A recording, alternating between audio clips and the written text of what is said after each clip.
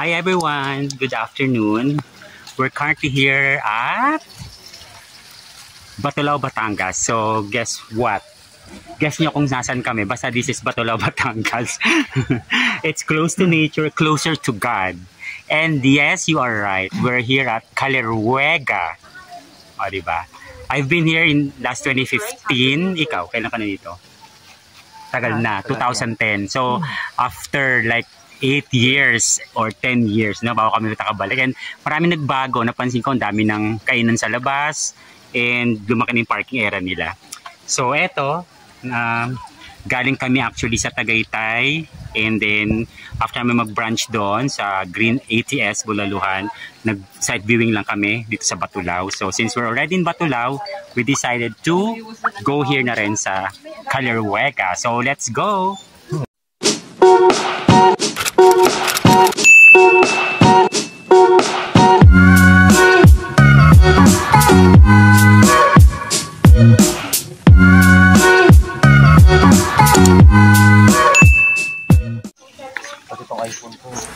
So again, we're here at Caleruega in Batulao, Batangas.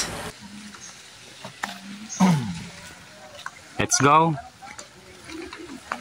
So pasok tayo sa loob.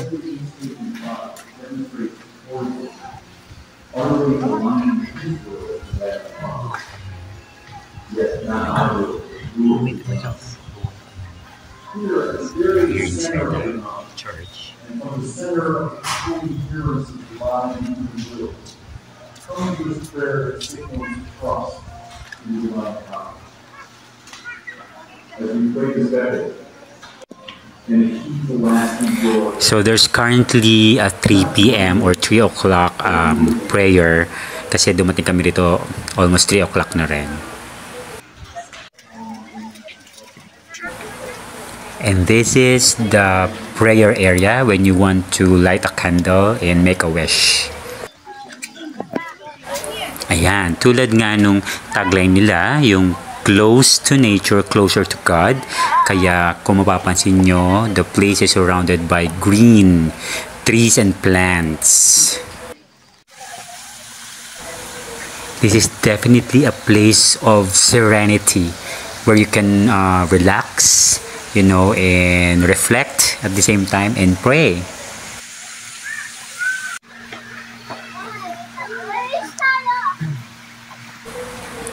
Ito naman yung one of the best spots here in Caleruega, yung meron siyang wishing well. Ayan. So, we're here now sa Koi Pond na area, guys. So, ito siya. Ouch! Yan. So actually pababa ito eh. Hindi makita syempre, di ba? So siya. Sobrang tagal na nito yung panda to. Until now, andito pa siya. Ang lalaki ng koi fish. Kaya tawag sa kanya koi pond. Ayan, yung koi pond. There you go. That's the pond. Hindi lang makita yung mga koi fish, pero marami yan sila. Ayan. So let's go farther. Let's walk farther pa. Ayan. Feeling ko baka wala nang ibang ano dito. Pero kasama ko, ayun, nagsosolo siya, guys. Ayan. Paikot lang naman to. And syempre closer to nature, closer to God. Kaya, puro puno, as you can see. And then dito sa kabilang side, ito yung kanilang picnic grove. So tingnan tayo, silipin natin ang picnic grove nila. Ayan, dito mga koi pa siya. Ito, this is their picnic area. Ayan, sa baba. Ayan, yan. So, may mga tents. Siyempre, ang init. Mainit. Pwede tayo dito dumaan. Gusto mo? Ikot tayo dito. Sige, ikot daw kami dito. So, lakad-lakad lang. So, hagdan lang siya, guys, na paikot. Paikot, paikot, paikot. Yan. Ito yung ano, ito pala yung daan. Papunta sa ano, sa picnic area. Ayan. Sa inyong daan. Bababa ka dyan. Going to the picnic area. Ayun. May mga tents. Mamaya lakatong lakad. Malagdag ako. Ayan. So ito yung continuation. Karugtong ng fish pan. Ng koi fish pan. Ayun ang lalaki nila. Ayan sila guys. Oh, ang lalaki. Pero parang konti na nga eh. Dati madami yan eh. As in malalaki. Kaya siya koi pond ang tawag kasi yung mga koi fish na malalaki yan. Ayan. Masa na ibang koi fish? Wala, nagtago. Wala na. Ayun sila oh. Parang kumonti na nga sila. Dati madami sila 10 years ago. Ito naman ang kanilang hanging bridge. Ayun, nauna na isa. Punta kami hanging bridge. So lakad tayo. Let's see kung ganun pa rin na itsura niya. Siyempre ganun pa rin for sure. Ay, itong ito na to, bago to. Mayroon sila ditong ano, plants. Yan. So, ganun pa rin naman. Yung hanging bridge, as expected. Matibay pa rin siya. Ayan. Ito na siya. Akit na tayo sa hanging bridge. Ito siya, guys. There you go. So, akit ka na hagdan. Papunta sa hanging bridge. Ayan. That's the hanging bridge. So, let's go up. Let's go. Let's go. Dito maganda mag-ano eh. Prenup shoot. Prenup shoot. And this is the hanging bridge. There you go. Ganyan siya kahaba. Lakarin. Ayan. So, let's go. Let's try to cross. Oops. Hindi na siya ganun kauga. Hindi ka tulad dati. Ayan guys. Diba? Kahit maglakad ako ng patalikod, it's okay. Puro puno siya talaga. Yun ang ano dito, no? Medyo cold ang weather because of the trees that surrounds it. Ayan. Siyempre naglalakad ako patalikod, diba? Ayun yung isa na una na. So, ayan.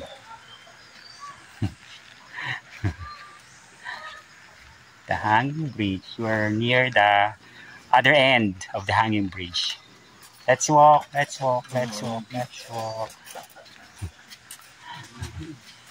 So, eto yung ano, meron ditong parang open field. Tapos meron siya paakyat dun sa prayer. Parang hall nila, ang tawag nila doon. Isang open siya na bilog na merong ano, relic ni Christ. I think that's the cross. Ayan. Siningal ako doon na in fairness ha. So, ito siya.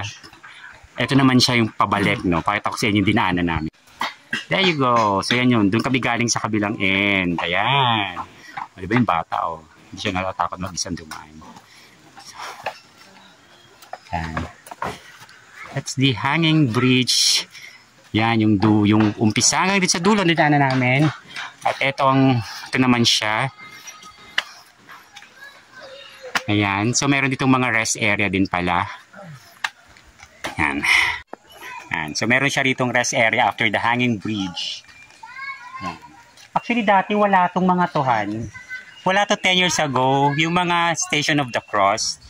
Para siyang Station of the Cross. Teka lang, muna tayo. Hiningal ako. Hiningal ako. Yan. So, ito.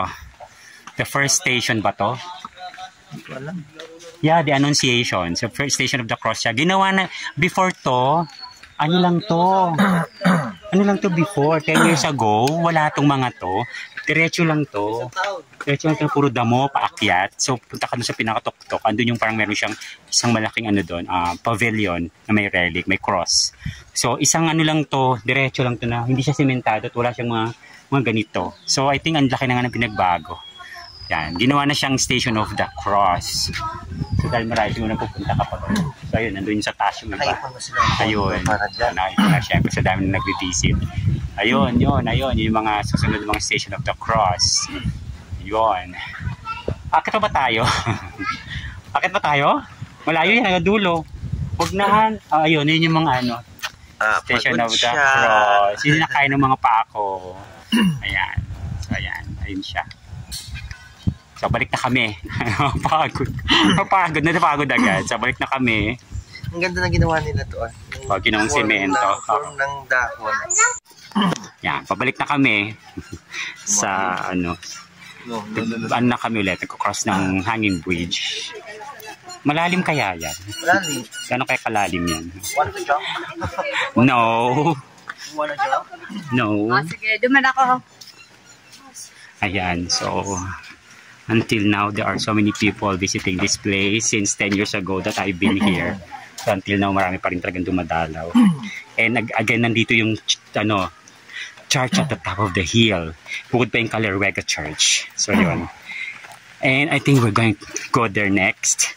Ningal ako in fairness, pagod na ako.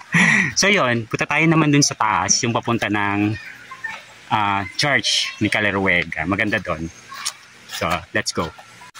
Ayan, so meron na rin ganito ngayon dito. Hindi ko ito napansin kanina yung falls na to. May mga question, mga koi. Ayun. Ayun ang koi. Pinlalaki nila, no? Ang lulusog. Malusog na koi. Sa kabila daw meron din. Let's see. Ayan, ang dami nila. Nakakatuwa naman. Sarap mag-alaga niyan eh.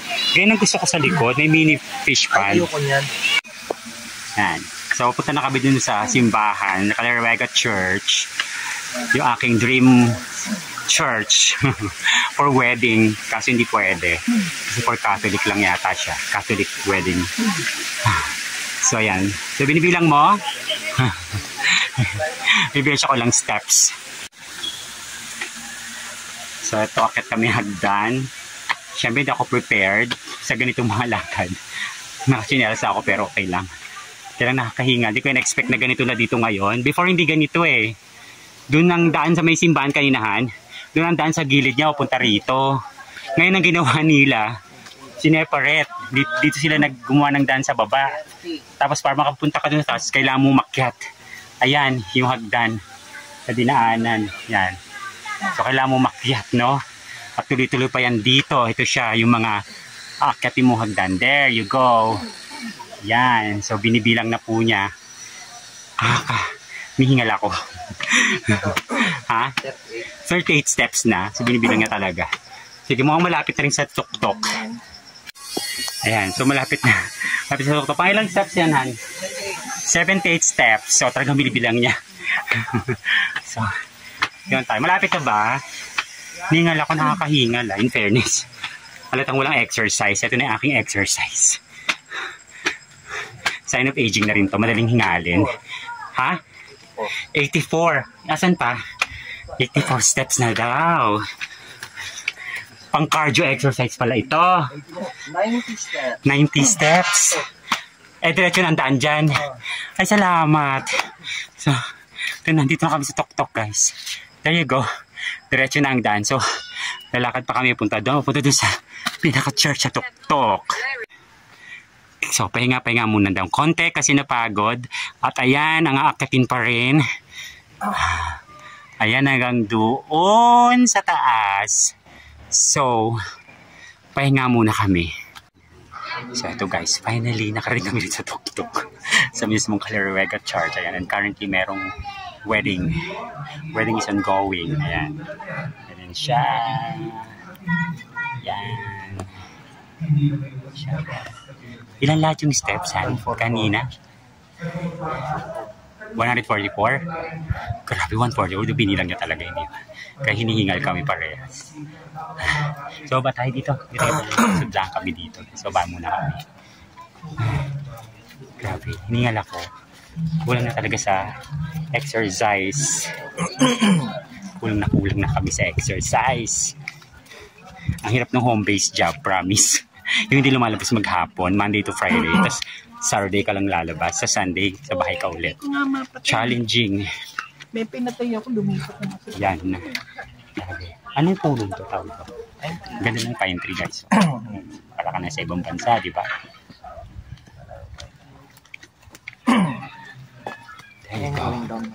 We're going down na. So, kung kanina parusa kasi pataas ngayon. Ano naman, gugulong ka na lang kasi pababa naman. Pero at least, hindi siya mainit. May comfort room sa handaan. Ayun. Malaglag ako. Di ko na itahagdan, di ba? No entry. Retreats only. Wag pa. Dati dyan ang daan. Pag mga retreat, may mga nag-retreat. So, dito tayo. Yan. Yan ang daan natin. Diyan, sa kanan. Let's follow Follow the sign. O nga, sinaranduhan na nila dahil pwede dyan dumaan. Siguro na-istorbo yung mga retreatants. Ayan, no entry na ngayon. Dati pwede kang bumaba doon. Ngayon, hindi na. Dito na. Ay, may restroom. Teka, A place of prayer and silence. So, dapat nagdadasal daw, tsaka silent yan. A place of prayer and silence. Oh my gosh. Hinga na kahinga, no? Parang sarap dito tumambay. Yan. So, guys, galing kami sa taas, sa may simbahan na. Hindi na namin kayang bumalik dun sa pinagalang namin kasi puro hagdan na naman. Ayan, yan yung dyan. Diyan kami lumabas na lang. Shortcut. Para dito kami lalabas sa yan, sa kalsada, sa road na dinadaanan kami papasok. At ayun, nakita nyo yun. Diba? Para siyang rice terraces, no? Mukhang tataniman yun. Yan. Hindi namin lupa yan. Tinuro ko lang. Ayan. So, punta na kami sa parking, guys. Ayan. So, dito kami sa sasakyan, guys. Pagod kami maglakad.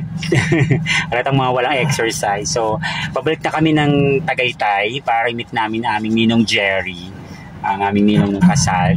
And then from there, meet lang namin siya somewhere. And after that, go back to Manila na. So, yun lang for now, guys. Thank you for watching and we'll see you again in our next vlog. So, alatang pagod na kami.